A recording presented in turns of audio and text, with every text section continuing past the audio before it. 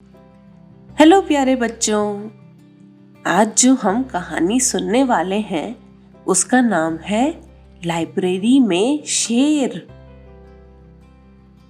एक दिन लाइब्रेरी में एक शेर आ पहुंचा। वो सीधा ही किताबों की अलमारी के पास पहुंच गया। संजय सर भाग भाग कर मुख्य लाइब्रेरियन के पास पहुंचे और उन्हें जोर से पुकारा, miss Chatterjee, miss Chatterjee. Miss Chatterjee ने बिना ऊपर देखे बोला, लाइब्रेरी में कोई भागा दौड़ी नहीं। हाँ, मगर लाइब्रेरी में एक शेर घुस आया है, मिस्टर संजय ने बोला। इस पर मिस चैटर्जी ने उनसे पूछा, क्या वो शेर कोई नियम तोड़ रहा है? मिस्टर संजय कुछ अचंभित से होते हुए बोले, नहीं, कोई नियम तो नहीं तोड़ रहा। तो फिर उसे वहां रहने दो। शेर पूरी लाइब्रेरी में घूमता रहा और फिर अंत में थककर सो गया।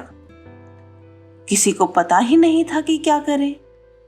लाइब्रेरी में शेर के आने पर क्या करना चाहिए वो कहीं लिखा ही नहीं था। जल्दी ही बच्चों की कहानी सुनने का समय हो गया। कहानी सुनाने वाली दीदी भी थोड़ी परेशान लग रही थी, मगर उसने अपनी पहली कहानी का नाम तेज बुलंद आवाज में बोला। शेर ने आंखें खोलकर ऊपर देखा। कहानी सुनाने वाली दीदी भी कहानी सुनाती रही और शेर भी वहां पर बैठा बैठा पहली, उसके बाद दूसरी, उसके बाद तीसरी कहानी भी सुन ही रहा था। वो अगली कहानी भी सुनना चाहता था, मगर बच्चे जाने लग गए। एक छोटी सी बच्ची ने उससे कहा, कहानी का समय खत्म, अब घर जाने का समय हो गया है। शेर ने जाते हुए बच्चों को देखा, फिर कहानी सुनाने वाली दीदी को देखा और फिर उस बंद हुई कहानी की किताब को देखा और बहुत तेज दहाड़ा। दहाड़ सुनते ही मिस चैटर्जी तेज चलती हुई बाहर आई। लाइब्रेरी में इतना शोर किसने मचाया है? उन्होंने पूछा। मिस्टर संजय बोले, ये शेर है। इस पर मिस चैटर्जी ने एक कड़ी सी आवाज में बोला, अगर तुम लाइब्रेरी में चुप नहीं रह सकते हो तो तुम्हें यहां से जाना पड़ेगा और ये यहाँ के नियम है। शेर तो बस दहाड़ता ही रहा। वो थोड़ा दुखी मालूम होता था। एक छोटी सी बच्ची ने मिस चैटर्जी से बहुत छोटी सी आवाज में पूछा, अगर ये शेर चुप रहने का वादा करे तो क्या ये कल कहानी सुनने आ सकता है? ये सुनकर शेर ने भी दहाड़ना बंद कर दिया और मिस चैटर्जी की तरफ देखने लगा। हाँ, एक अच्छा प्यारा शांत सा शेर कहानी सुनने के लिए आ सकता है, मिस चैटर्जी ने मुस्कुराते हुए कहा। ये सुनकर सारे बच्चे खुशी से झूम उठे। अगले दिन शेर आया तो मिस चैटर्जी ने बोला, तुम आज थोड़ा जल्दी आ गए हो। कहानी तो 3 बजे सुनाई जाएगी। मगर शेर वहीं बैठ गया। तो इस पर मिस चैटर्जी ने बोला, ठीक है, फिर थोड़ा काम ही कर दो।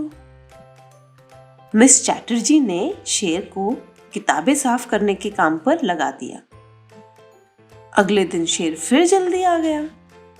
इस बार मिस चैटर्जी ने उसे लिफाफे बंद करने के काम पर लगा दिया। धीरे धीरे शेर बिना कुछ कहे बहुत सारे काम करने लगा। वो किताबें भी साफ करता था, लिफाफों को भी बंद करता था और वो छोटे छोटे बच्चों को अपनी पीठ पर बिठाता था ताकि वो ऊंची रखी किताबों तक भी पहुंच जाए। और सारे काम करने के बाद आराम से कहानी का इंतजार करता था। लाइब्रेरी में आने वाले लोगों को भी उसकी आदत हो गई थी। लाइब्रेरी का और उसका बड़ा सही तालमेल था। उसके गद्दीदार पैरों से कभी लाइब्रेरी में आवाज नहीं होती थी। सब लोग जब कहानी सुनते थे तो शेर बच्चों के लिए बढ़िया तकिए का काम करता था, और अब वो लाइब्रेरी में कभी नहीं दहाड़ता था। अब लाइब्रेरी में आने वाले लोगों को शेर से डर लगना बिल्कुल बंद हो गया था। सब कोई यही कहता, कितना अच्छा शेर है। जब वो उनके पास से गुजरता तो वो उसे सहलाते। सब सोचते, न जाने हम इस शेर के बिना कैसे काम चलाते थे। सबको शेर से इतना प्यार करता हुआ देख मिस्टर संजय को बहुत गुस्सा आता था। लाइब्रेरी पहले भी अच्छी ही चल रही थी, हमें किसी शेर की जरूरत नहीं थी। शेर को नियम कहाँ समझ में आते हैं?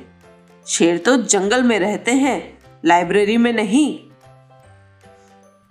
एक दिन जब उसने सारी किताबें झाड़ दी, सारे लिफाफे चिपका दिए और सारे बच्चों की मदद भी कर दी, शेर धीमे धीमे पांव रखता हुआ मिस चैटर्जी के ऑफिस पहुंचा, देखने के लिए कि कोई काम तो नहीं बचा।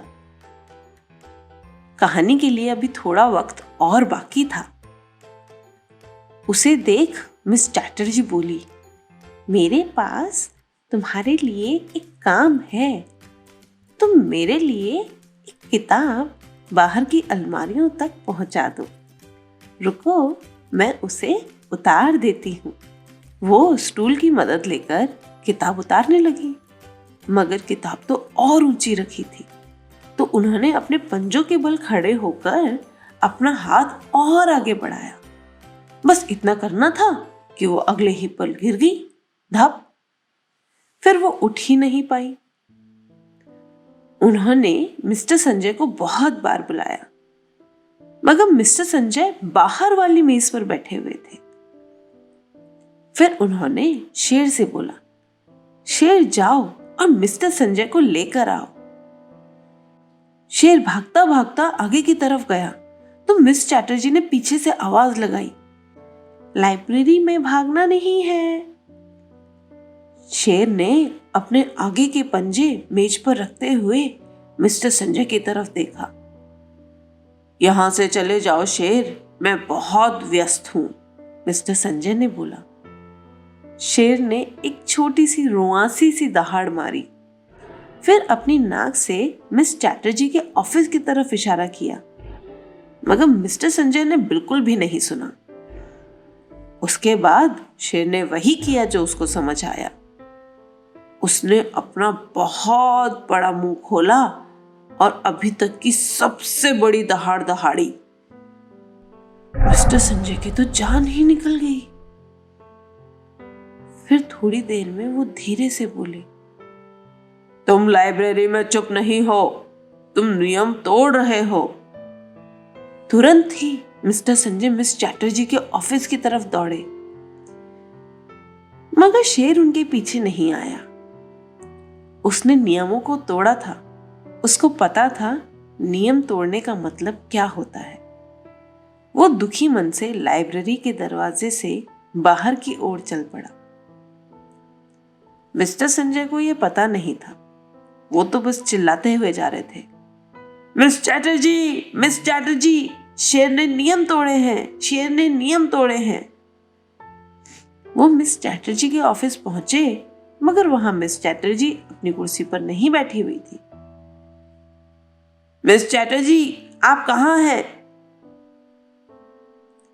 कभी कभी किसी अच्छी वजह के कारण नियम तोड़े जा सकते हैं, लाइब्रेरी में भी। मिस चैटर्जी ने अपनी मेज के पीछे से बोला, अब जाओ और डॉक्टर को फोन करो। मुझे ऐसा लगता है कि मैंने अपने हाथ की हड्डी तोड़ ली है। मिस्टर संजय भागे भागे डॉक्टर को फोन करने के लिए निकले तो मिस चैटर्जी ने पीछे से आवाज लगाई, लाइब्रेरी में भागना नहीं है। अगले दिन फिर सब कुछ आम सा हो गया। मिस चैटर्जी के हाथ में पट्टा बंध गया। डॉक्टर ने उन्हें ज्यादा काम करने के लिए मना कर दिया। मेरे पास मेरा शेर होगा काम करने के लिए, मिस चैटर्जी ने अपने मन में सोचा। मगर उस सुबह शेर आया ही नहीं। 3 बजे मिस चैटर्जी कहानी सुनने वाली जगह पर भी गई। कहानी सुनाने वाली दीदी अभी कहानी सुनाना शुरू ही करने वाली थी, मगर शेर वहां नहीं था। सब लोग अपने किताबों से, कंप्यूटर स्क्रीन से झांक रहे थे कि कहीं उन्हें अपना जाना पहचाना शेर नजर आ जाए, मगर शेर उस दिन नहीं आया। एक शाम लाइब्रेरी से घर जाते हुए मिस्टर संजय मिस चैटर्जी के ऑफिस आए। मैं जाने से पहले क्या आपके लिए कुछ कर सकता हूं? उन्होंने मिस चैटर्जी से पूछा। नहीं, सब ठीक है। मिस चैटर्जी की आवाज लाइब्रेरी के लिए भी बहुत चुप थी। मिस्टर संजय चिंता में वहां से निकल गए। वो सोच रहे थे कि वो मिस चैटर्जी के लिए कुछ तो कर ही सकते हैं। फिर वो घर नहीं गए। उन्होंने कार के अंदर देखा, कार के नीचे देखा, झाड़ियों के पीछे देखा, घरों के आंगन में देखा, पेड़ों पर बने छोटे छोटे घरों में देखा। वो शेर को ढूंढ रहे थे, मगर शेर नहीं मिला।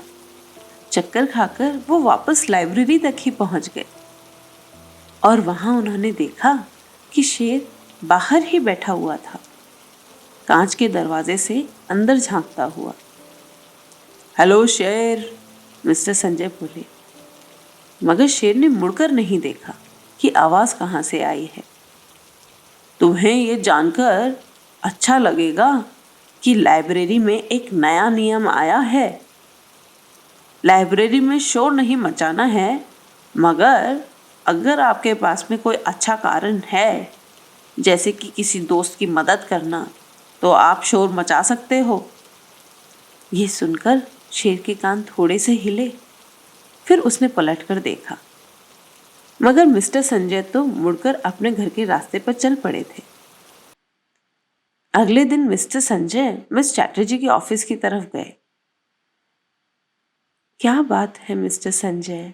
मिस चैटर्जी ने अपनी वही शांत सी आवाज में पूछा।